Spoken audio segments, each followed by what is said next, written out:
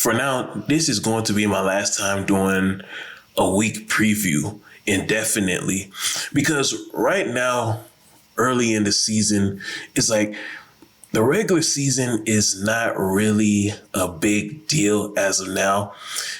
Is it still important? Yes, because points matter. But early this season won't be, it's not as big of a deal as it will be in the second half of the season, because the first half of the season, not only you got the regular season, but teams have to balance continental tournaments like the CONCACAF tourney and the US Open Cup. And then you also got to deal with international and global competitions like international friendlies and FIFA qualifiers. So the first half of the season is just so much going on. And there's more important tournaments and competitions going on rather than the regular season during the first half. As of now, the first half, it looks more like exhibition. Teams trying to figure themselves out, who should remain starters, who should come off the bench, still dealing with potential contracts like Carlos Vela, for example. He's going to have to make a decision whether to stay with LAFC or not accept a new contract. So the first half of the season is just a lot of other business and more important things going on rather than the regular season. Is the regular season still important in the first half? Yes, but it's not as important as it will be in the second half. So, I think around July, August, that's when the regular season will really start to heat up. That's when we'll see the true contenders separate themselves from the ones who are not as good, the ones who won't make the playoffs. We'll start seeing more of a separation, the true contenders from the pretenders. With decision day being on October 9th this year, I strongly believe that after Independence Day, after July 4th, that's when we'll start to see the true competitors. That's when the regular season will start to become more important than it is right now, because right now there's just so much things going on. So this week 7 preview, this is going to be my last time doing a weekly preview until July or August, because right now it's just so much more important competitions going on. So with that being said, there's a few games that stands out to me this week. Like 2 games in particular is a big letdown alert for these teams. It's trap games. The first one, Chicago and LA Galaxy. Now, LA Galaxy last week, they just beat their fierce rival LAFC. So will the Galaxy avoid a letdown after beating their rivals?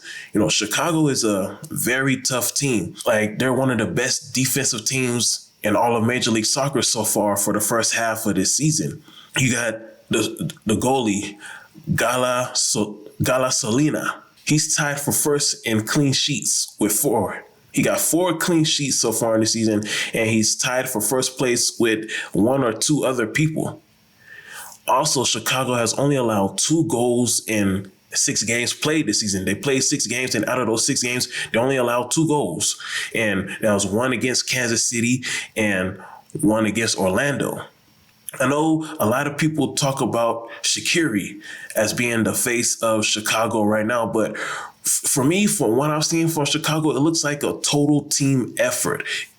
Chicago kind of reminds me of Philly. When it comes to Philly, I don't believe that there's a big superstar that a lot of people are aware of that plays for Philly.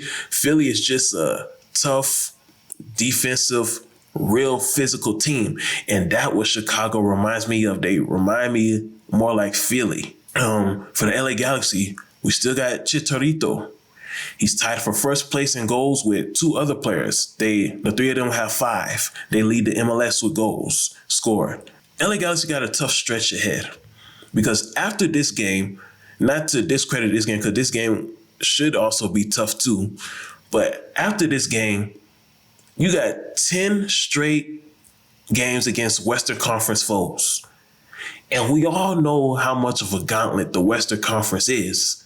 So, a win or a draw in Chicago will really be good for the LA Galaxy. A loss, a loss won't be good, but, it's the first half of the season, and it's understandable. You played a tough physical game last week against your rival, and now you're on the road in Chicago. I won't be surprised if the LA Galaxy lose this game. And if you're an LA Galaxy fan, you shouldn't get too angry if they lose this game, because, these are the type of games where good teams generally lose. You play your arch rival a week before, and now you're traveling on the road against a team that you're not too familiar with. The other game, the other letdown alert, potential trap game is for Seattle. They just got through off an emotional CONCACAF semifinal victory over another tough team in NYCFC. And it's a short week. Like that CONCACAF game was played on, I believe it was played on Wednesday. And now you got to turn around and get ready for another game on a Saturday. In my opinion, I don't think that the starters should play in this game for Seattle, because this is the type of game where you really don't want to lose key players due to injuries. I think this is the type of game where you tell your key players, we're going to rest you for this game because we're going to save you for the CONCACAF, or we're going to say, we're not necessarily only for the CONCACAF, but because we just got because it's a short week, we're going to put some of our developmental players in there. Let them get some playing time. I think this is the perfect game for Seattle to do something like that. You rest your key players, put in players who needs more work, who can use some more improvement. Let them play in this game. Other key games, I won't say key. I'll just say, in my opinion, what I'll be looking for. You probably got your own specific games that you'll be looking for. We got Philly-Toronto. Philly's the best defense in the league, in my opinion. They're on a 4-game winning streak, and nobody has scored against Philly during this 4-game winning streak. And we got New York Red Bulls, Dallas. Those are two impressive teams early in the season. I believe that the New York Red Bulls was robbed in their game last week against Montreal. I believe that was a foul in the box, and the New York Red Bulls should have got a free penalty kick. Also, we got the two altitude teams on the road this week, Colorado and Salt Lake. And for these two teams, because they play in the altitude and because they always have that instant home field advantage with the thin air, their games on the road is more important, in my opinion. We will be able to determine how good these teams are based on how well they play on the road. So far, Colorado is winless on the road this season, and that's not good for a team whose fan base complains about them not being respected. Colorado, you get your respect by how well you play on the road. You don't get respect by how well you play at home because you have the home field advantage with the altitude. The same thing for you, Salt Lake. You only have one road win this season so far, and that was your come from behind win against New England in the snow. You and Colorado, Salt Lake, this is where you get your respect by how well you play, by winning on the road. It's not only based on how well you play on the road. You have to win games on the road. Now, Salt Lake is playing against NYCFC, another team that's just coming off of the CONCACAF semifinal against Seattle. This is a game that Salt Lake should win because NYCFC is having a short week and they may be a little gassed out. Salt Lake should win this game. Salt Lake should win this game. Another game to watch so far, Cincy and Atlanta. No, Cincy's looking good. They're looking more competitive than they were last season. And Atlanta, it's going to be interesting to see how well they play without Joseph Martinez. Joseph Martinez, he's not only the face of Atlanta, he's like the face of the MLS, and it's a big loss for Atlanta. So we're going to be seeing how well they play without Joseph. Lastly, LAFC, Kansas City. I don't know what's going on with Kansas City. I don't know if they've been dealing with key injuries, if they lost some key players. If you're a Sporting Kansas City fan in the comment section, maybe you can let me know what's going on. But they have 5 losses on the season so far, and this is not the same Kansas City team from last year that I remember. The Kansas City team that was one of the best teams in the West. Now Kansas City is going up against LAFC, a team who's angry, a team that believe that they're robbed a point. And I agree with LAFC. I believe that El Tráfico game, it should have been a 2-2 draw. I believe that the referees stole the show and that they wanted to be the stars, the face of the game, instead of letting the superstars play. So LAFC is angry and they're hungry for a win.